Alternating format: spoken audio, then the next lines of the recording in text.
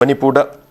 Hanagi Matogumna, Nunsinana Laminanaba, Ado Lagani Haina Hanagi Chief Minister, Nuntombam Biran of Fondo Credelida, Pangtokiba, Mifamadu, the BJP legislator, Ogum Natana, Atadi Puna Saruk Yaki, Punkiba Mifamadu, positive Webaki Lunan Assembly Amuk Hanna, Hingat Handuna, Lamdam Asi Hanagi Matogumna, Kanoporani, Santilani, Habagi, Nusinaba, Amadi Santi Poroknaba Honari, Atubus Lani Habagi from Hadiosamazi, Mama Manda Zokiam, so quite loud, Lacre, quite Hogiba,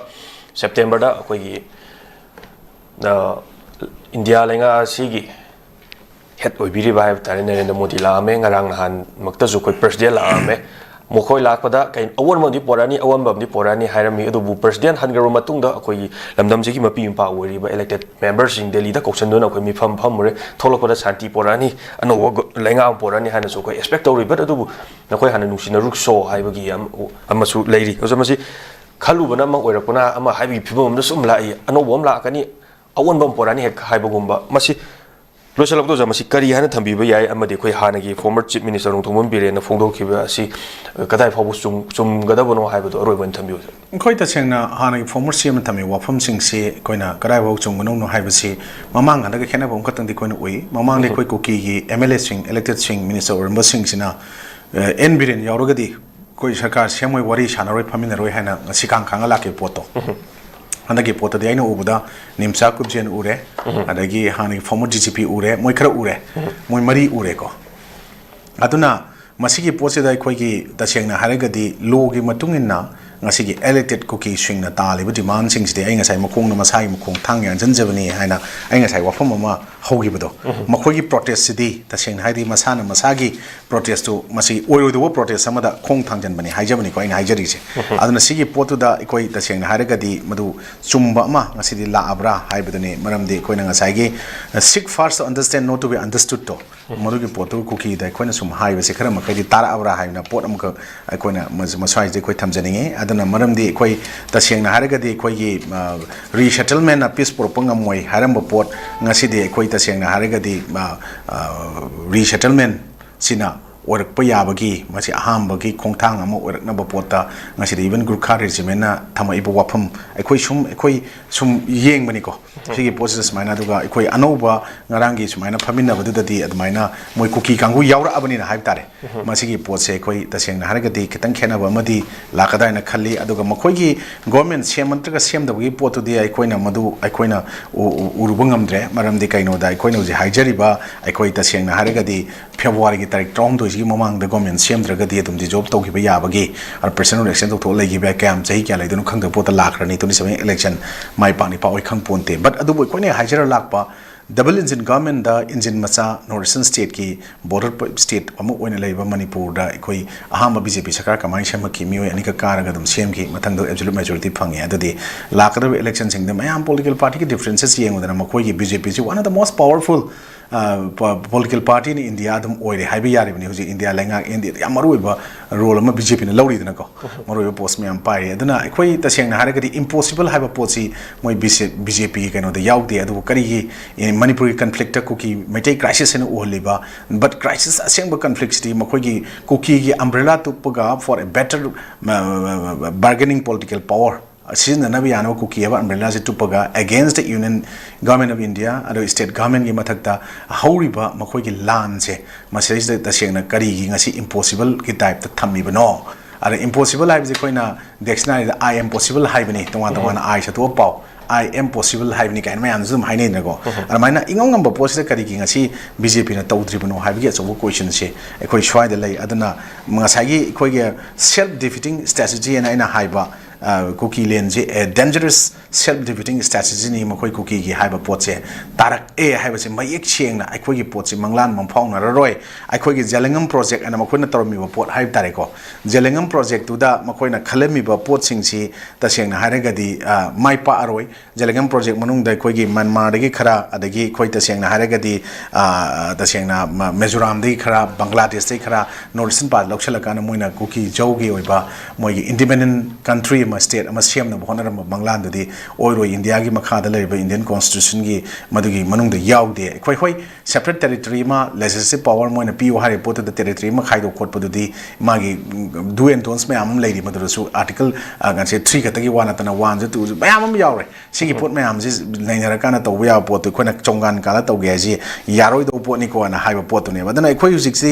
एखोय तसेंगना popular government अमा कनो इरेबाक इरमदम जिगी इफ्रुप सिगी ओना same मतमदा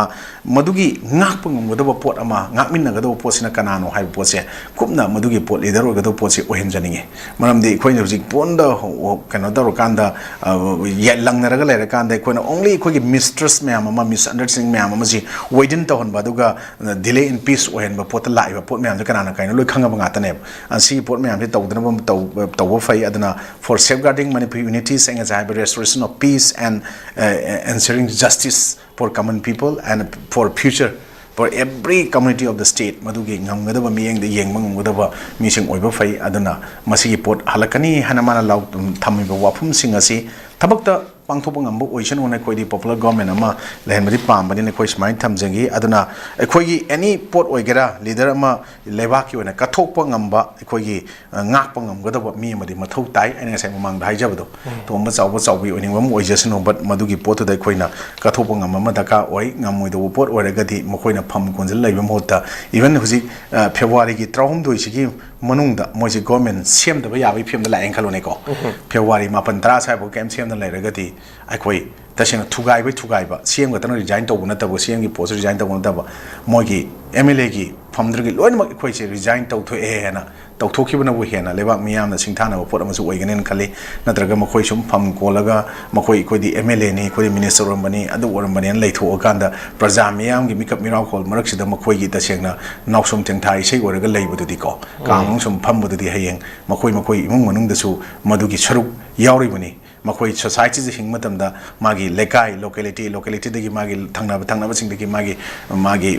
district दगी state तो ma'am country ma'am लोइनमक प्रजा ma'am जिगी समदरकपसे आई इमुंग दगी हौरगा मथंग expand तोरप पोतो मदुगी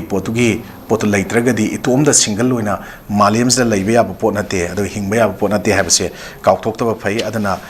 करी HYBE तारे मसिगी पोतसिदा मदु काउदना